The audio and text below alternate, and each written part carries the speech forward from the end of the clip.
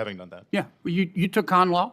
I did, Senator. Okay. Were you in the Frisbee, or in the quad playing Frisbee during the part about you can't discriminate against people on the basis of race and gender? Senator, I'm well aware you cannot discriminate on the basis of race or gender. Were you To my general, knowledge, Verizon has never were you done general counsel when you required all your employees to go to classes based on, to teach them about critical race theory, including, quote, systemic racism, white fragility, and intersectionality? that.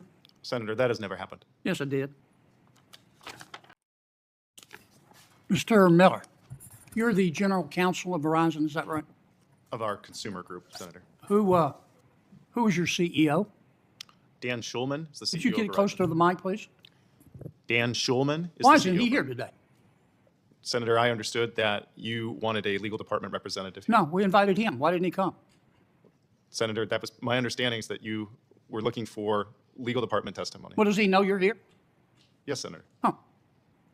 Is he too tired? I mean, is he too busy to come? Absolutely not. Mr. Schulman is very focused on finding the right solutions for Yeah, the committee. I can tell. We've been talking about. Does he not respect the United States Senate? He absolutely respects the United States Senate. Maybe he's tired. Could he be tired? I looked up his salary last year. He made $71 million. Maybe he's been up all night counting his money and he's tired. Could that be it? No, Senator. Mr. Schulman has only recently been appointed the CEO of Verizon. Were you general counsel when Verizon had to pay $93.5 million because it cheated the taxpayers of this country by overcharging on invoices to the GSA? Senator, can you say a little bit more? I'm not. You don't remember that? I'm not familiar. I'm sure okay. familiar with what you're talking about. Were you CEO when the FCC fined Verizon $46.9 billion because you shared location data of your customers with third parties? I am not now and have never been the CEO of Verizon, but I'm I familiar. mean, were you general counsel? I was not in my current role, but I'm familiar with the matter you're talking about. Yeah. Were you general counsel of Verizon when Verizon had to pay $30 million in ERISA litigation for cheating their own employees? Senator, I have some familiarity with that matter. I was not in my current role. Thought you might. Were you general counsel of Verizon when you guys and gals implemented racial quotas in hiring? Senator, I'm not quite sure what you're talking about. Yes, I you- do disagree with yes, the you do. suggestion that. Yes, you do. You know perfectly well what I'm talking about, counsel. Were you general counsel of Verizon when Verizon implemented quotas in hiring based on gender? Senator, I'm not aware of Verizon ever implementing Sure quotas you in are. hiring. That's based on illegal, gender. isn't it? You know it's illegal, don't you? I understand it's illegal, Senator, and I'm not aware of Verizon ever having done that. Yeah. Well, you took con law? I did, Senator. Okay. Were you in the Frisbee, or in the quad playing Frisbee during the part about you can't discriminate against people on the basis of race and gender? Senator, I'm well aware you cannot discriminate on the basis of race or gender. Were you To my general, knowledge, Verizon has never were you done general counsel when you required all your employees to go to classes based on, to teach them about critical race theory, including, quote, systemic racism, white fragility, and intersectionality? that. Senator, that has never happened. Yes, I did. You're under oath, counsel. The tension in that hearing room crystallized in a single line: sharp, deliberate, and unmistakable. You're under oath, counsel. In that moment, Senator John Kennedy leaned forward, not just to question a corporate executive, but to remind him and the country that this was not a boardroom. This was the United States Senate, and testimony given there carries weight. Legal weight, moral weight, civic weight. Mr. Miller, general counsel for Verizon's consumer group, found himself at the center of an interrogation that went far beyond routine oversight. The questions came in rapid succession. Why wasn't the CEO present? Did he not respect the Senate? Was he too busy or too comfortable to appear? The line of inquiry wasn't subtle. It was strategic. It was confrontational. And it was meant to send a message. Accountability begins at the top. When Kennedy referenced the CEO's reported $71 million compensation and quipped about counting money late into the night, it wasn't just theater, it was contrast. The contrast between corporate privilege and public responsibility. Between extraordinary compensation and extraordinary scrutiny. Between power exercised in private and accountability demanded in public. But the exchange deepened. Kennedy invoked past settlements, $93.5 million paid over overbilling government agencies, regulatory penalties tied to the sharing of customer location data, litigation involving employee benefit disputes. Each reference wasn't merely about dollars, it was about trust. About whether corporations that benefit from public contracts and consumer loyalty honor that responsibility or exploit it. Mr. Miller's responses were careful, precise, often distancing. He was not CEO. He was not in his current role at the time. He had some familiarity. He disagreed with the suggestion he was not aware.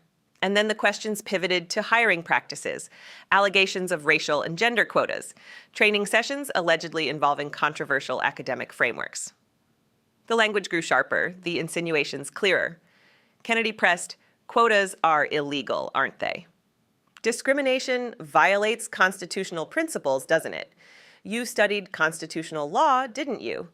In these exchanges, something larger than Verizon was on trial. This wasn't simply about one company's internal policies. It was about the collision between corporate culture and constitutional boundaries, between evolving workplace ideology and long-standing legal standards, between what companies say they value, inclusion, equity, responsibility, and what the law actually permits. When Mr. Miller denied knowledge of illegal quotas and insisted such discrimination had never occurred, Kennedy cut through the back and forth with that final warning. "You're under oath, counsel." Those words did not accuse. They cautioned. They framed the entire hearing within a constitutional structure. This is sworn testimony. This is not PR. This is not marketing language. This is not a press release drafted by a communications team. This is the people's chamber. The Senate exists for moments like this, to question, to probe, to challenge narratives, to test corporate assurances against documented history. Whether one agrees with Kennedy's tone or not, the principle is foundational. Powerful institutions must answer questions in public. What does this moment reveal about our system? First, it reveals the widening gap between corporate influence and democratic oversight. When executives earning tens of millions decline to appear before Congress, it raises uncomfortable questions about who answers to whom. Does the public answer to corporations, or do corporations answer to the public through its elected representatives? Second, it reveals how accountability in America often unfolds through spectacle. Sharp questions, headlines, viral clips. But beneath the exchange lies something serious. Sworn testimony is one of the last remaining rituals where words still carry legal consequence. In an era of carefully crafted messaging, being under oath changes the equation. It binds speech to truth in a way few other settings do. Third, it exposes the cultural tensions shaping American institutions today. Debates over hiring practices, diversity initiatives, and workplace training are no longer confined to HR departments. They have entered the halls of Congress. They are framed not just as policy choices, but as constitutional questions, as moral questions, as reflections of national identity. Was every allegation proven in that room? No, that is not the point. Oversight hearings are not verdicts. They are examinations. They are flashpoints where narrative meets scrutiny. And in that room, the scrutiny was unmistakable. Senator Kennedy's style is often blunt, sometimes theatrical, occasionally cutting. But it serves a purpose: to strip away abstraction, to reduce billion-dollar entities to simple questions. Who knew? When did they know it? Was it legal? Was it honest? Does it respect the law of the land? When he asked whether the CEO respected the Senate, he wasn't just asking about one man's schedule. He was asking whether corporate leadership views congressional oversight as optional inconvenience or constitutional obligation. The American system depends on friction between branches of government, between private power and public authority, between wealth and law. That friction can be uncomfortable, it can be loud, it can be politically charged, but without it, oversight collapses into ceremony. In the end, the most powerful line of the hearing wasn't a statistic. It wasn't a salary figure. It wasn't a settlement amount. It was a reminder. You're under oath. A reminder that in a constitutional republic, truth is not supposed to be flexible.